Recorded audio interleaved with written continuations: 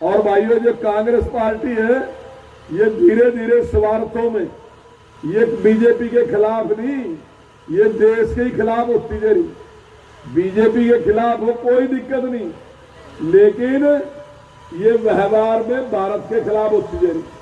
अभी आपने देखा राहुल गांधी जी अमेरिका गए, विपक्ष का नेता भी है। भाइयों, राहुल गांधी ने कहा कि हिंदुस्तान में जो सिख है ना, उनको कोई स्वतंत्रता नहीं है, सिख को पगड़ी बांधने का भी अधिकार नहीं है। आप बैठे, आप देख लो कहीं ऐसा है क्या? मैं तो एक बात कहूं कि पूरे देश में एक ही कम्युनिटी ऐसी है जिसके साथ परमानेंट जी लग रहा। अगर सरदार किसी में नौकर भी लग रहा ना इंडस्ट्री में, तो मालिक भी उससे सरदार जी है। फिर भी तो सरदार का देश में इतना सम्मान है, तो कहाँ तो पुराने नियमों में बदलाव करके और जिस प्रकार का सम्मान दिया जा रहा, और कहा दूसरी तरफ राहुल गांधी पूरी दुनिया में भारत को बदनाम करने का काम कर रहा। अभी पहले आपके याद है कि उसने पीछे एक बार कहा था कि भाई भगवा आतंकवाद है देश में, और जो साध्वी थी उसको अरेस्ट भी किया और बहुत जुल्म उसके ऊपर किए।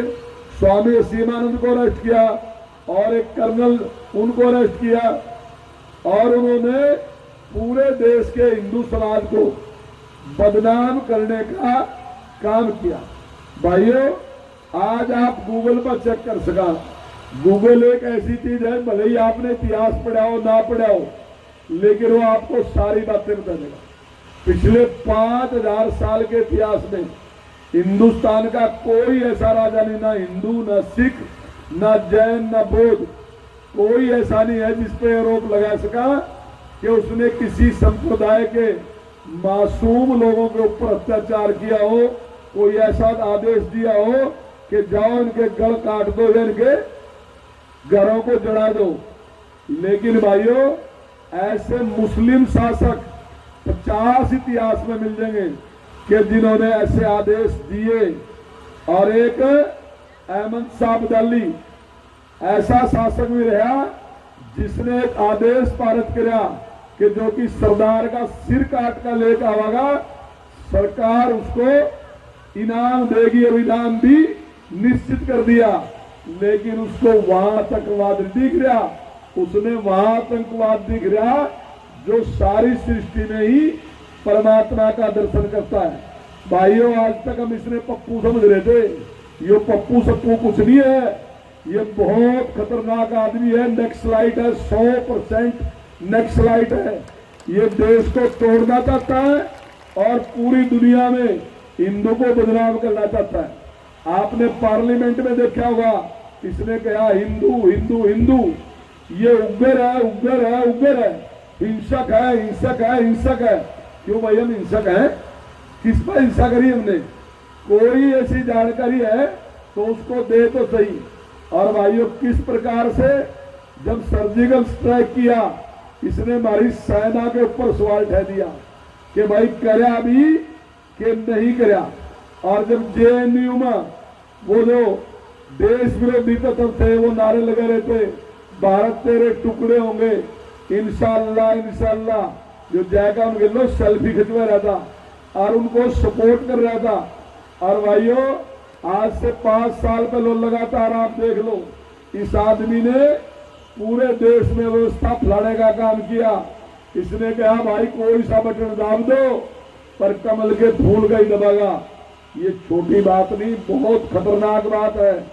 देश में बहुत बड़ा बवाल खड़ा सका इस बात का कि फिर मेरी वोट की वैल्यू क्या रही, मैं तो देना किसी और की चाह रहा था, लेकिन दबागा तो बटन फूल गई, झगड़ा भी हो सका। लेकिन भाइयों, हिमाचल में सरकार की कर बदल गई, और झारखंड में किक्कर बदल गई, पंजाब में किक्कर बदल गई, कर्नाटक में किक्कर बदल गई। अगर कमल का ही फूल दबा, लेकिन इसकी योजना है कि देश में इस प्रकार की व्यवस्था कर दो कि लोगों को लगे कि थारा कोई राइट नहीं।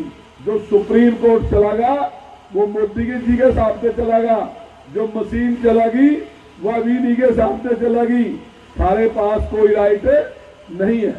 तो ये आदमी इस प्रकार से पूरे देश को डिस्टर्ब करना चाहता है और देश की बदनामी करने का इसने अपने उम्र जिम्मेदारी ले ली। तो भाइयों, ऐसी पार्टी जिसका मुखिया देश के खिलाफ हो, तो भाइयों क्या उस पार्टी को वोट देनी चाहिए हमें? क्योंकि देखो भाइयों, अब कुछ लोग ये कहेंगे तो राहुल गांधी ने कहा, और राहुल गांधी ने पता नहीं है कुछ भी। तो अगर पता नहीं तो फिर पार्टी का मुखिया क्यों है? और अगर पता तो भाइयों पार्टी किसके सामने चलेगी? अगर मैं बीजेपी में हूं तो मुझे मोदी जी के सामने ही चलना पड़ेगा, मैं अपने हिसाब से नहीं चल सकता। अगर कांग्रेस में रहेंगे तो राहुल के सामने ही चलना पड़ेगा, और राहुल की जो नीतियां हैं वह भाइयों देश के खिलाफ है। तो भाइयों मैं यही कहूंगा कि ऐसी देशद्रोही पार्टी उसको सबक सिखाने की जरूरत है।